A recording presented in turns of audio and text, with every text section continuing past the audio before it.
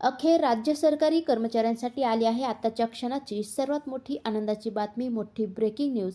ती म्हणजे माहे फेब्रुवारी पेड इन मार्च वेतन अपडेट.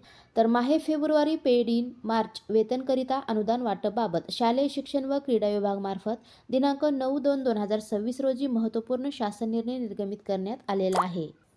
सदर निर्णयानुसार नमूद करण्यात आले आहे की सन 2025-26 या आर्थिक वर्षातील शालेय शिक्षण व क्रीडा विभागाकरिता अर्थसंकल्पित झालेला व वित्त विभागाकरिता बिम्स प्रणालीवरील प्राप्त झालेला निधी नमूद नियंत्रक अधिकाऱ्यांच्या अधीनस्थ ठेवण्याकरिता मान्यता देण्यात येत आहे.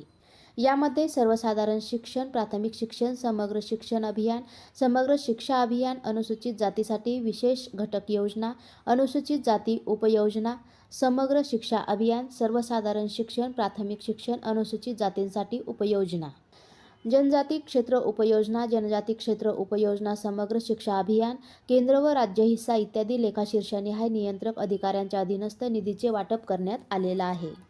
सदरचा निधी हा ज्या प्रयोजनकरिता अर्थसंकल्पित करण्यात आलेला आहे त्याच प्रयोजनकरिता खर्ची टाकण्याचे निर्देश देण्यात आलेले आहेत.